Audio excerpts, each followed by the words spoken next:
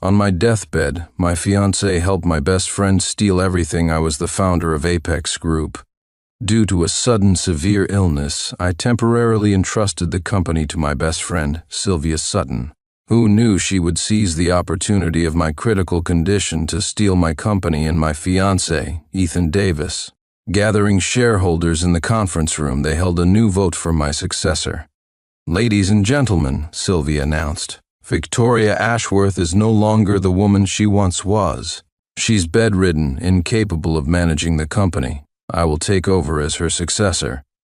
As soon as she finished speaking, the shareholders she'd bribed beforehand quickly raised their hands in agreement, but she only held 35% of the shares, and the shareholders loyal to me disagreed. Just then, my fiancé Ethan Davis burst through the door. He handed the 10 stake I had gifted him over to Sylvia Sutton. "Add my vote, Sylvia Sutton wins," Ethan declared. He walked over to Sylvia, their hands clasping tightly, exchanging suggestive glances. Just as they thought they had won, I pushed the door open and walked in with my assistant. Chapter 1. The moment I entered, the room fell into a deathly silence. No one expected me, supposedly bedridden and critically ill, to suddenly appear at the conference room door. One by one, they scrambled to their feet in panic. Only Ethan Davis, Sylvia Sutton, and Mr. Leonard Lewis, who seemingly supported her, remained composed. I looked at Ethan, the man who used to charm and seek affection from me. The next second, Sylvia spun him around, grabbed his tie, and pulled him onto her lap. Seated on his thighs, she held his head firmly and kissed him passionately. When Sylvia's gaze met mine, it was filled with triumphant satisfaction and provocation. Seeing this, everyone held their breath. They all knew Ethan was my fiancé, yet here he was, locked in a passionate kiss with Sylvia. The scene stunned them. All eyes turned to me, waiting to see how I would handle it. Unprecedented anger and heartache washed over me. I rushed forward, shoved Sylvia away, and pulled Ethan up. "Ethan Davis, what is the meaning of this? You're my fiancé, yet you're having an affair with my best friend? And while I'm critically ill, you give her the shares I gifted you to help her steal my company?" Ethan sneered, forcefully wrenching his hand away, and slapped me hard across the face. "Not anymore. Our engagement is off, effective immediately. I'm marrying Sylvia Sutton, not some sickly invalid like you." "Ha, so he was afraid I wouldn't live long enough to provide him with a life of luxury, and decided to find a replacement. I just never expected him to choose Sylvia, my best friend. No wonder before I fell ill he was constantly whispering good things about Sylvia, persuading me to let her manage the company temporarily. It was all premeditated." My eyes burned, fists clenched tightly. This was the man I had loved deeply, with my life. Turns out he never loved me, only my status and wealth. Sylvia stood up, wrapping her arm around Ethan's waist, pulling herself into his embrace. "Victoria, why are you here?" she asked, her tone dripping with false concern. "If you have a terminal illness, you should be resting in bed. If you die, I'll arrange your burial." "Oh, I get so worked up. Hurry back to bed. I'll take good care of the company from now on, you don't need to worry." After speaking, she deliberately pulled down the scarf around her neck. Her smooth, pale skin was covered in hickeys, some fresh, some older. "Darling," she cooed at Ethan, loud enough for me to hear. "Two were amazing last night, whispering sweet nothings to poor Victoria while working so hard on me."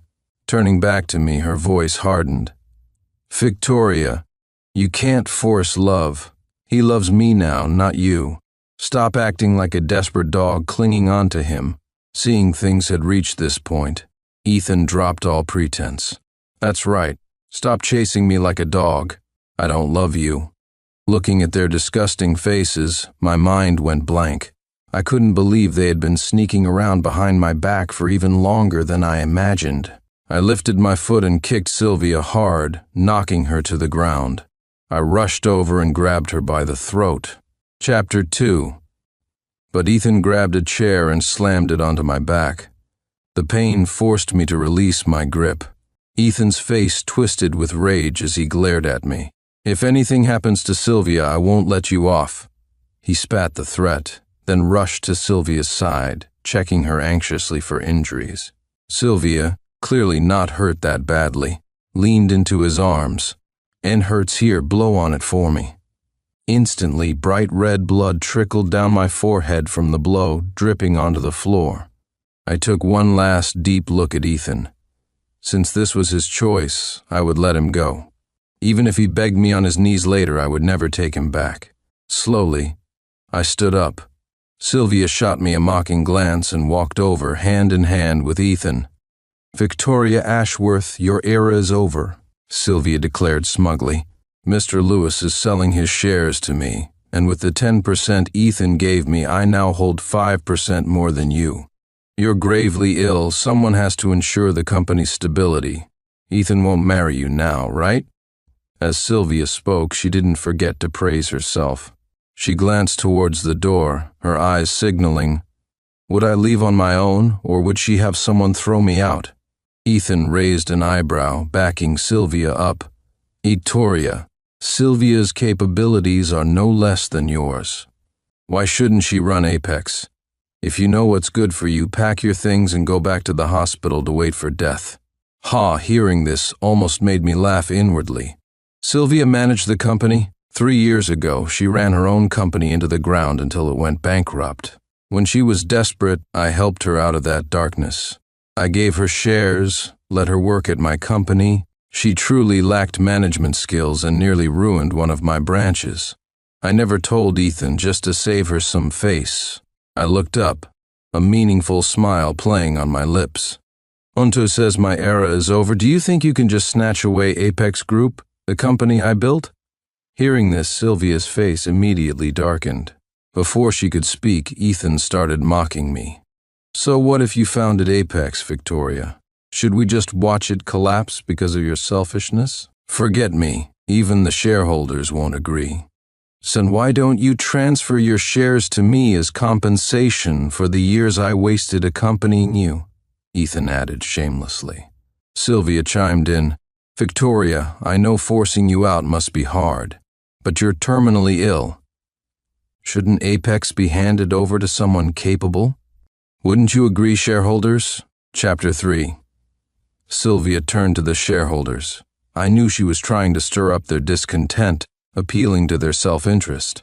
Those shareholders bribed by Sylvia stood up one by one, pointing at me. "Exactly, your dying Apex needs leadership.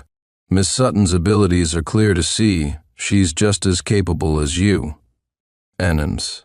"Ashworth, you can't destroy all our interests with your selfishness. But we don't need to be afraid," one added boldly. "Miss Sutton has more shares than her now. We can just throw her out." The last speaker was Mr. Leonard Lewis. He sat calmly, sipping tea. He was a veteran of Apex, having helped me build it from the ground up, witnessing its growth. His apparent support for Sylvia stung. I didn't know how Sylvia had managed to bribe people close to me while I was supposedly undergoing treatment in the hospital, causing them to turn against me and force me out. Honestly, their betrayal cut deep. Facing pair after pair of eyes wanting to push me into a corner, I lifted my head, took out a tissue, and wiped the blood from my forehead. Perhaps the smell of blood nauseated Sylvia. She suddenly gagged and ran to the nearby restroom. Ethan's smile widened knowingly. I remembered a month ago. Sylvia had come to me claiming she was pregnant by some unknown man. She was suicidal, saying a rare condition meant an abortion would leave her infertile forever. To give her the will to live, I offered to be the child's godmother and gifted her shares meant for the baby. After a while, Sylvia returned. Ethan immediately pulled her into his arms, his eyes fixed predatorily on me. "Victoria," Sylvia said sweetly, "I forgot to tell you something." Meeting that detestable gaze, I had a sinking feeling. My hands trembled slightly with rage, my eyes bloodshot. "It's a baby in my belly," Sylvia announced loudly. "Und Ethan's. Every night, after you fell asleep, he'd sneak into my room. He never used protection with me." In front of the entire conference room, Sylvia spat out these disgusting words disregarding Ethan's pride, seemingly reveling in the humiliation it caused me. But Ethan showed no discomfort, instead joining her and looking down on me. Snap, the pen in my hand broke in two. This despicable pair, so they had planned it all along, using the lie about the baby's father to trick me into giving shares, then using those shares to force me out. I glanced from Sylvia to Ethan. Betrayed by the people closest to me, my heart was in turmoil. Thinking she had won, Sylvia started doing a little self-invented victory dance, looking at me with a triumphant smile. The shareholders she'd bribed lost all respect for me. Ashworth, you can pack up and leave now, one shouted. Better than being thrown out by Ms. Sutton. How embarrassing that would be, ha. Another jeered. Chapter 4. Watching everyone's mockery and disdain, I gave a nonchalant smile, slowly suppressing my boiling anger. My eyes remained fixed on Sylvia and Ethan. Give me one reason for betraying me. I want an answer. After all, I had treated them with utmost sincerity. When had I ever wronged them? Sylvia danced over to me, put a cigarette between her lips. An obsequious shareholder quickly stood up with a lighter and lit it for her. Smoke curled around her as Sylvia arrogantly blew a puff right into my face. I couldn't stand you for a long time, she spat. Family background, education, looks, I'm not inferior to you in any way. But your life just kept getting better and better. The day your company flourished was the day mine went bankrupt, and there you were, standing at the top with the man I loved, looking down on me. Looking down on her? I didn't even know she secretly liked Ethan, and I certainly never looked down on her. My only mistake was letting her work at my company out of loyalty to our supposed friendship. All I can say is, her own mind is twisted and dark. Ethan quickly added, "Not all you ever do is work or travel for business. You have no romance in you, not like Sylvia, who knows how to make me happy, takes me to romantic fields of flowers to watch the sunrise. All you know how to do is give me money. What else can you do?" Oh, so that was the reason for the betrayal. I laughed self-deprecatingly. I worked so hard every day, hoping to give him a better life, free from financial worries. Managing such a large company, how could I afford to be idle every day? It seems my consideration for them turned out to be my mistake. This time, I wasn't angry anymore. Calmly, I walked back to my seat at the head of the table. Sylvia yelled at me, dissatisfied. "That's not your seat anymore." I ignored her, instead casting a cold glance at the shareholders who had betrayed me. Ethan pointed at me, shouting, "Get down, that's Sylvia's seat." But Sylvia sneered. "Darling, let her sit there a little longer. After all, she founded Apex. Now that it's ours, she must be reluctant to leave." "So, let her sit there forever?" Ethan asked. "Of course not. 5 minutes tops," Sylvia replied confidently. I paid no attention to this despicable pair's chatter, because now I had completely let them go emotionally. Seeing me remain calm and composed even as the supposed 5 minutes passed, the smile on Sylvia's face slowly faded, replaced by a sinister, venomous expression. "Call security," she ordered sharply. "Since she refuses to leave, we'll have to throw her out," and see down on her luck but still putting on airs, came the shouts from some shareholders. Since it had come to this, I wouldn't be polite anymore. Now that the traitors were exposed, it was time to deal with the problem swiftly. As I stood up, my assistant beside me took out his phone and made a call. "And you can come in now." Everyone exchanged confused glances, wondering what trick I had up my sleeve. "Ha!" I gave a cold smile. "You all thought I had a terminal illness, so you turned coats." But I never had a terminal illness. That was just bait. I wanted to see how many parasites there were in my company, what they would do when they heard I was supposedly dying. Chapter 5. As soon as I finished speaking, the conference room doors opened again. Several doctors in white coats walked in. "That's correct," one of them announced clearly. "And Mems Ashworth never had any terminal illness. We can testify to that. Her illness wasn't serious, just exhaustion from overwork. She simply needed proper rest. Upon hearing this, everyone panicked. Their faces turned deathly pale, shifting uncomfortably in their seats. Sylvia tried to appear calm, but inwardly she was trembling with disbelief and resentment. I leaned back in my chair, perfectly composed. Recently, the company accounts have been inconsistent, and someone has been embezzling funds. I couldn't find out who, so I had to feign a serious illness to investigate secretly. My eyes landed pointedly on Sylvia. I just didn't expect her to be so audacious as to try and steal my entire company. My words once again silenced the room. But not Ethan. He remained defiant. Sitch. So what? He scoffed. Sylvia still holds more shares than you. Even if you're not terminally ill, you can't change that fact. As soon as Ethan finished, the shareholders who had been like startled birds, along with Sylvia, regained their toxic confidence. That's right, one yelled. Aunt, even if Miss Ashworth isn't dying, Miss Sutton holds more shares. We all voted for Miss Sutton, so Miss Ashworth still gets kicked out. Exactly, another agreed. We've come this far. The only way to protect our interests is to stick with Miss Sutton. Seth scared me to death earlier. I thought we were done for, muttered a third. Hearing her supporters speak up, Sylvia became smug again. Did you hear that, Victoria Ashworth? She taunted.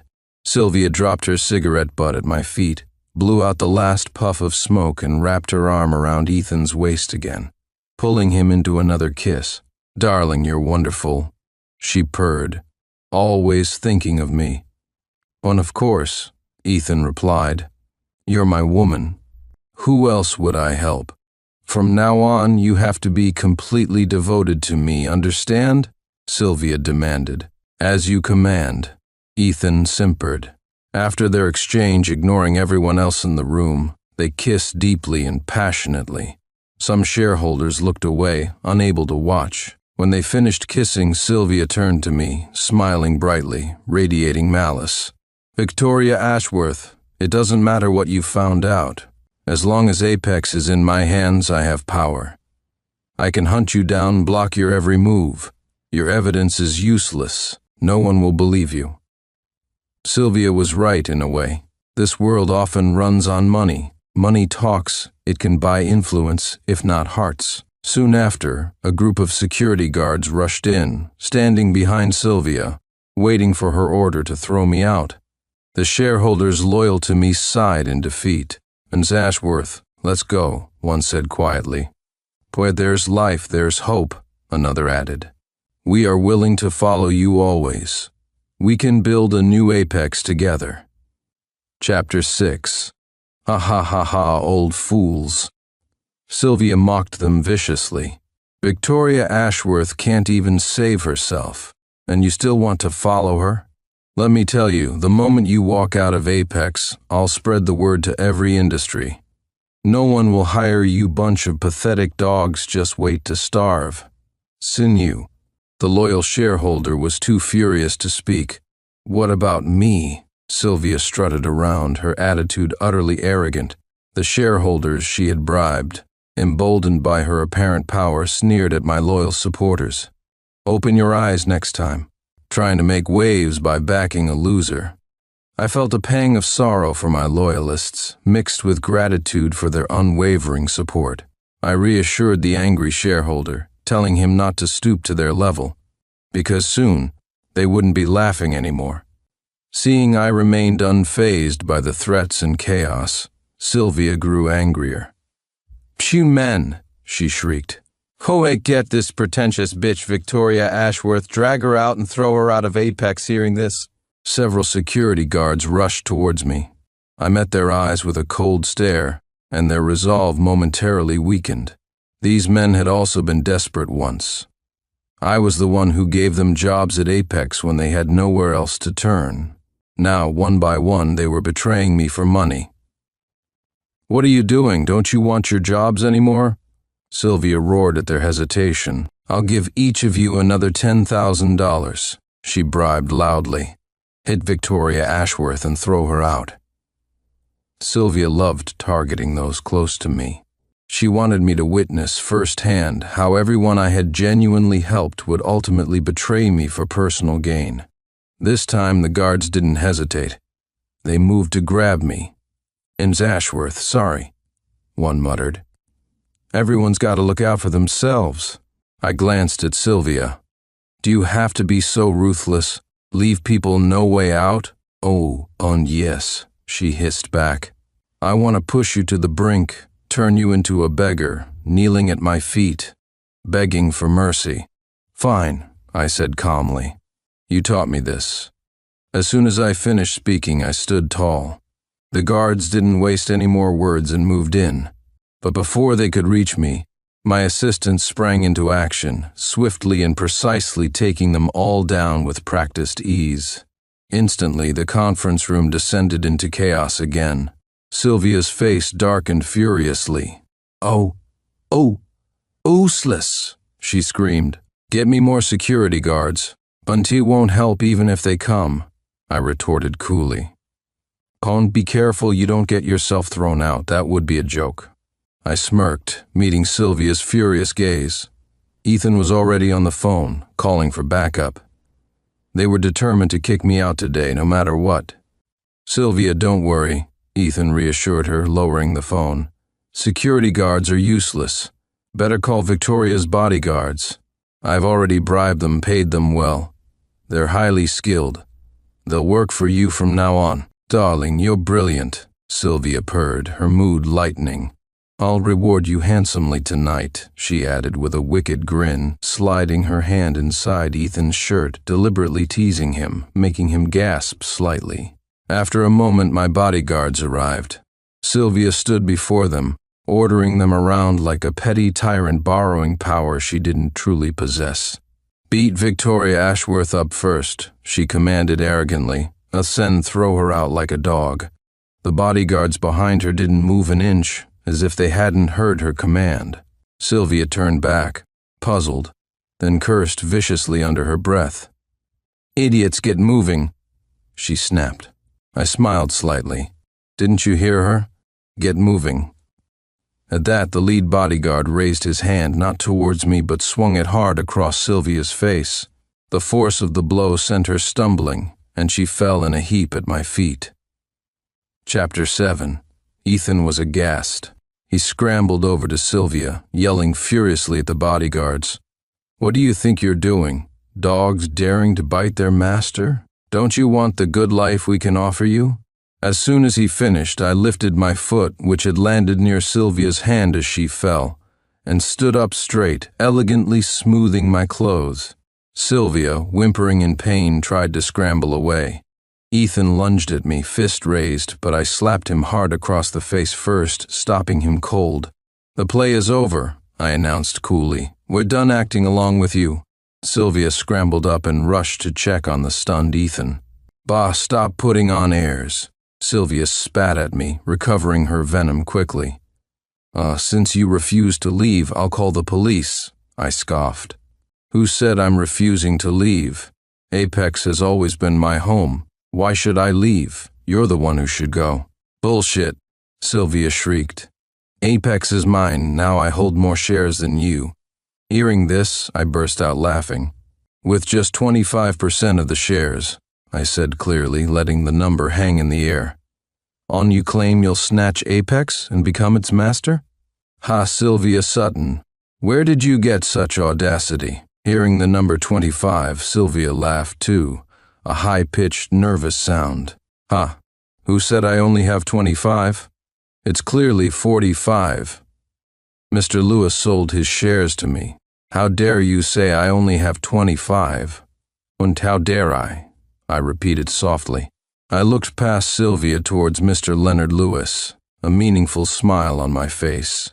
Mr. Lewis calmly took another sip of tea, set down the cup, looked up, met my gaze, and then smiled warmly. A complete contrast to his earlier feigned support for Sylvia. Sylvia followed my gaze, looking back and forth between me and Mr. Lewis, confusion and dawning horror on her face. Victoria Ashworth, she stammered. Don't tell me you're hoping Mr. Lewis will go back on his word, and you're mistaken. Mr. Lewis already agreed to transfer his shares to me. After all, I can offer him much greater benefits, she added, trying to sound confident. I crossed my arms, watching Sylvia mockingly without speaking, just giving Mr. Lewis a subtle nod. It was time. Mr. Lewis stood up, carefully buttoned his suit jacket, and turned to Sylvia with a cold, dismissive expression. Who, he asked icily, said I would transfer my shares to you, and Jane good-for-nothing who's all talk and no action? He continued contemptuously. Are you even worthy? Mr. Lewis's words stunned everyone into absolute silence. They were completely caught off guard by this dramatic reversal. Sylvia and Ethan were equally dumbfounded by his sharp, unexpected words. Sylvia forced a panicked smile. Mr. Lewis, what's wrong? Mr. Lewis didn't answer her directly. Instead, he walked over to stand beside me. Turning slightly towards me, he said, Now do you believe what I told you, Victoria? Then, facing the room again, he announced loudly, That despicable pair not only betrayed Victoria but also conspired to steal her life's work. After speaking, Mr. Lewis threw a stack of photographs onto the conference table. The photos showed Ethan and Sylvia in various compromising positions, clearly dated, proving they had been involved in an affair long before I fell ill. There was also a digital voice recorder. Mr. Lewis pressed play. Recording, Sylvia's voice, Ethan, do you love me? Recording, Ethan's voice, on yes. Recording, Sylvia's voice, and then, help me. After Victoria gives the shares to our baby as a gift, give me the company shares you hold too, okay? Recording, Ethan's voice. What are you planning? Recording, Sylvia's voice. Take over the company naturally. I want Apex to be mine. I'll secretly bribe the other shareholders. Then when the time is right, we'll strike and catch Victoria completely off guard. Recording, Ethan's voice. Okay, I'll help you. I don't love Victoria anymore. I only love you. What followed were the unmistakable sounds of their panting and physical intimacy, confirming the conversation's context. Chapter 8.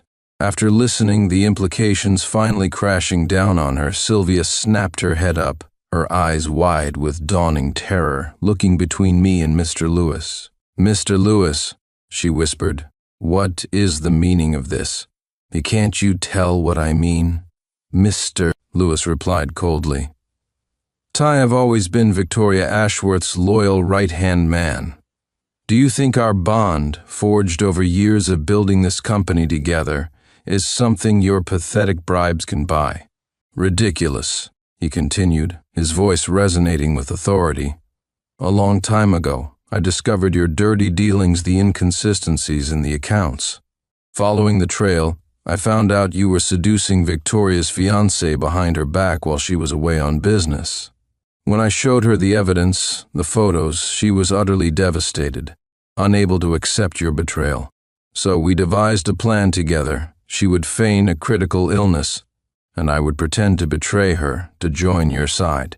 It was all a strategy to lure you traitors out into the open and deal with you decisively. This time, Sylvia couldn't even force a smile. She swayed, nearly collapsing, grabbing the edge of the table for support. She couldn't believe it. She had just been a pawn in someone else's game all along, foolishly provoking and taunting me, thinking she held all the cards. Ethan's face was just as deathly pale, his voice trembling when he spoke, directing his question to me. Then, the shares you gave me, the 10%, they were fake? Well, yes, I replied, my voice devoid of any warmth. Now that I no longer loved him, there was only ice. Ethan collapsed onto the floor, staring daggers at me, utterly speechless. The shareholders they had bribed were now beyond terrified. They couldn't speak or even lift their heads. They could only tremble uncontrollably. One of them suddenly dropped to his knees before me. I'm sorry, Miss Ashworth, please forgive me. It was Sylvia Sutton who threatened me. He cried, desperately trying to save himself. If I didn't agree, she said she'd ruin us, and didn't want to do it. She forced us. Seeing this, the other betraying shareholders also fell to their knees, begging for leniency, pleading not to be fired, frantically shifting all blame onto Sylvia, painting themselves as innocent victims caught in her web. Faced with their pathetic pleas, I just smirked silently, letting them stew in their fear. Infuriated by their immediate and cowardly betrayal, Sylvia finally snapped completely. She lunged towards the kneeling shareholders, punching and hitting them wildly. "Damn old fools!" she screamed hysterically. "It was clearly you who were greedy for money. You took my bribes willingly and turned coat. Now you're trying to blame me? Spit." Sylvia spat in their faces, cursing them with every foul word she knew. Mr. Lewis and I watched with detached amusement as this pack of dogs turned savagely on each other. Some shareholders started fighting back. One grabbed a heavy glass ashtray from the table and smashed it violently over Sylvia's head. Complete chaos erupted. The group of betraying shareholders surrounded Sylvia, kicking and punching her mercilessly. Ethan just cowered in a corner, paralyzed by fear, too scared to intervene and help the woman he had betrayed me for. Chapter 9. Half an hour later, the brawl subsided. Sylvia lay on the floor, beaten black and blue, almost unrecognizable. She clutched her stomach, groaning in pain, obvious signs of a potential miscarriage appearing. She was barely conscious, lying weakly amidst the wreckage of the conference room. With tremendous effort, she reached out a trembling hand, crawling slowly, agonizingly towards me, finally managing to grasp the hem of my trousers. "Victoria Ashworth, why?" she rasped, her voice choked with pain and hatred. "Oh, you're just luckier than me. I refuse to accept it. Unsent you can live well," she gasped, her eyes burning with twisted envy. "But you can't live better than me." Her warped mentality disgusted me to my core. I kicked her hand away forcefully. "Do you think others succeed purely by luck?" I asked, my voice cold and contemptuous. No wonder you always fail, screwing up everything you touch." While others were working tirelessly, pulling all-nighters on projects, constantly traveling between cities to build something real, what were you doing? Scheming, complaining? Achieving one tiny bit of success made you arrogant, thinking you were brilliant. But your mindset is narrow, petty, and filled with envy. Even if Apex were handed to you on a silver platter, it would go bankrupt within a year under your leadership. Over the years, I continued relentlessly. The branch under your management consistently lost money due to your sheer incompetence. I kept giving you chances, covering your mistakes out of misplaced loyalty and generosity. But alas, you are truly a lost cause. I took out a wet wipe from my purse and meticulously cleaned the spot on my trousers where Sylvia's desperate fingers had touched. Now that she was no longer my friend, not even a memory of one, she wasn't even worthy of being compared to a stray dog in my eyes. Sylvia lay there, speechless, unable to refute my words because deep down, she knew they were true. Things having reached this point, I felt there was nothing more to say to her. "Men," I called out to my bodyguards, "drag her out and throw her out the main entrance."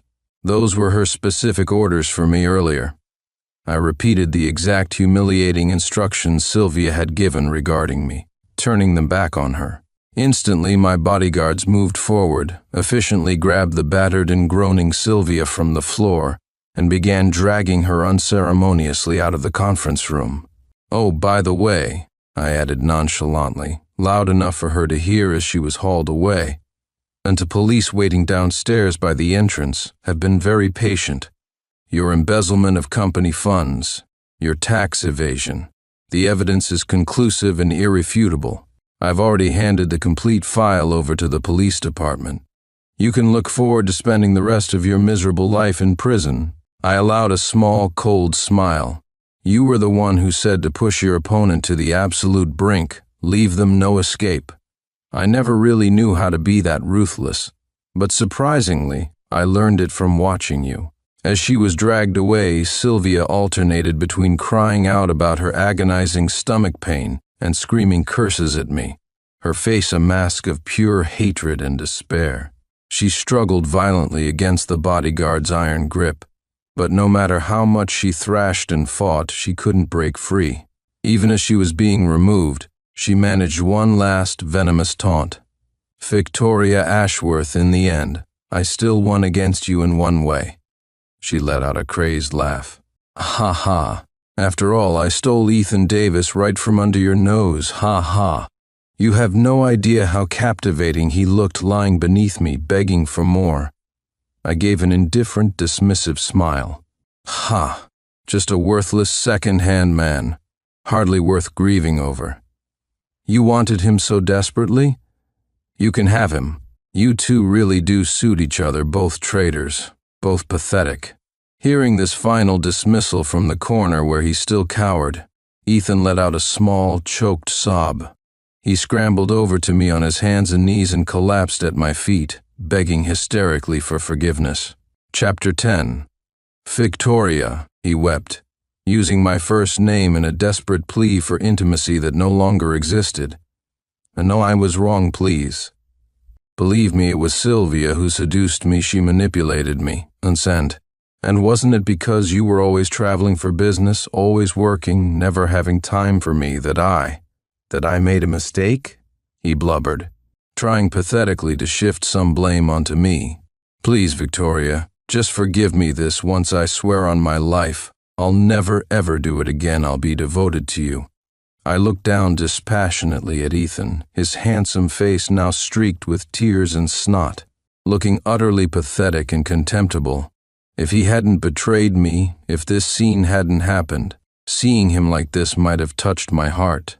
I might have tenderly helped him up, comforting him with the gentlest voice until he smiled through his tears. But alas, he had destroyed everything, our past, our future, my love, with his own weak will and treacherous hands. The trouser leg I had just cleaned was dirtied again by his grubby, pleading hands. Disgusted, I kicked him away once more, harder this time. "Your mouth that has kissed another woman," I said, my voice laced with utter revulsion. "On your body that has slept with another woman. It disgusts me to my very core. Let go, have you no shred of shame left? Get lost. And no, please, I won't go," he sobbed, clinging desperately. "I really know I was wrong. I see it now." Hearing this, I looked at Ethan, a humorless, almost pitying smile touching my lips. "You really know you were wrong? Ha! But do you know the whole truth, Ethan? Do you know that Sylvia never loved you either? She was just using you, playing you like a fool, to get to me and my company." I gave my assistant a subtle look. He understood immediately, took out another digital voice recorder, a different one this time, and pressed play. Recording, unidentified male voice, smooth, confident. "So, darling Sylvia, tell me, have you actually fallen for that waste of space, Ethan Davis?" Recording, Sylvia's voice, seductive, dismissive to darling. "How could you even ask? Of course not. He's just second-hand goods, damaged property someone else already used. Disgusting, really. I'm just playing along, keeping him sweet like a little puppy so he helps me take Apex from that bitch Victoria." Recording, male voice, "Really? You're sure?" Recording, Sylvia's voice, absolutely positive. "Once Apex is firmly in my hands, I'll kick him to the curb so fast his head will spin. Haha." Recording, male voice, "And the baby? You told him it's his, didn't you?" Recording, Sylvia's voice, laughing. "Of course I told him that, but darling, the baby is yours, obviously only yours." Ethan listened, frozen, tears streaming down his face, his expression shifting from pleading to utter shock, then to crushing, soul-destroying despair. If his earlier "and he know I was wrong" was just panicked lip service to save himself, then realizing he had been thoroughly played, manipulated, and despised by the very woman he betrayed me for, used as nothing more than a tool and discarded sperm donor while destroying his own life. That brought genuine, agonizing regret. A raw, desperate cry of pure anguish tore from Ethan's throat. He sat slumped on the floor, digging his fingers frantically, painfully into the hard marble ground beneath him. He scratched and clawed until his nails broke and his fingertips bled, seemingly oblivious to the physical pain, lost in the greater agony of his utter foolishness and self-destruction. Meanwhile, Sylvia was being forcibly led away by the waiting police officers outside the conference room. Throughout the entire ordeal, from the moment the second recording played, she never gave Ethan a single glance. Her face remained deathly pale, her eyes fixed solely on me with a burning, impotent fury, until she doubled over again, clutching her abdomen in pain, unable to stand properly as they took her away. Ethan finally, irrevocably, believed it all, every lie, every manipulation. He had helped Sylvia destroy the person who had loved him most, cherished him, planned a future with him. He truly was the biggest fool imaginable. Suddenly, with a surge of adrenaline fueled by despair and rage, he leaped to his feet. His eyes scanned the table, landing on a decorative fruit knife left over from a catering platter. He grabbed it, let out a chilling, sinister laugh that sounded more like a sob, and sprinted out the door, chasing after the police escort taking Sylvia away. After the chaos finally subsided and they were gone, I turned my attention back to the room.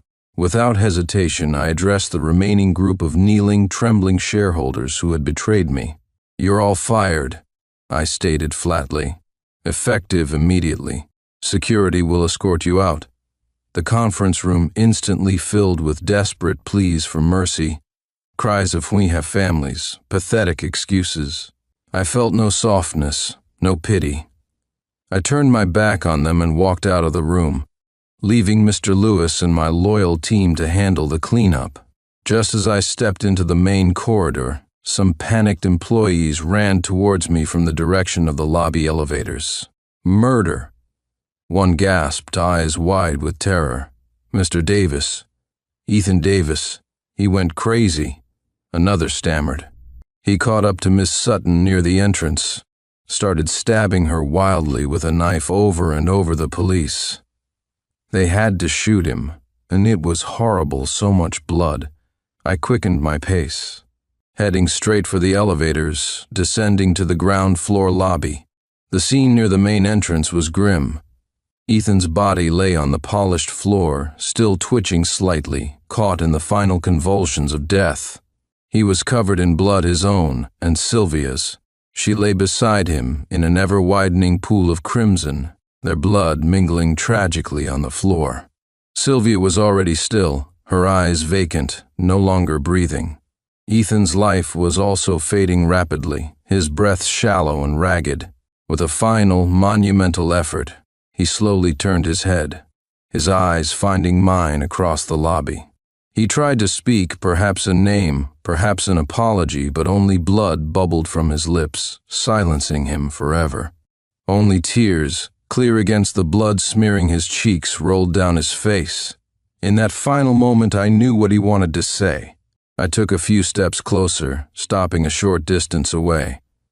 Seeing me approach, acknowledging his existence in his final moments, Ethan managed a faint, barely perceptible smile. His eyes, locking with mine, conveyed a desperate, sincere apology. "I'm sorry, Victoria. I didn't speak.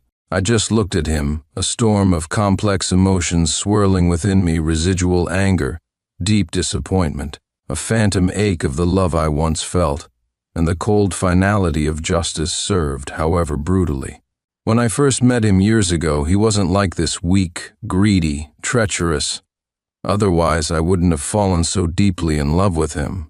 But people are susceptible to temptation, aren't they? One mistake, uncorrected, often leads inevitably to a second, then a third, until the person is lost entirely. When Mr. Lewis first showed me those damning photos of his affair, a foolish part of me, buried deep, still hoped he would somehow find his way back, realize his mistake, and stop before it was too late. But he didn't. He grew bolder, sinking deeper into Sylvia's web of lies and sickly sweet talk, becoming utterly lost. It was only in utter despair, realizing he was truly gone, that I finally agreed to Mr. Lewis's carefully constructed plan to lay the trap, expose them both, and reclaim what was mine.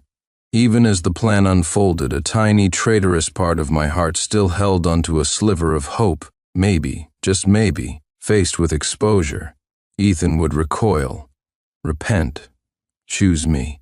But that last flicker of hope died completely the moment Sylvia proudly, cruelly announced that the child she carried was Ethan's. Then, my heart finally turned to ash regarding him, and I let him go completely, irrevocably.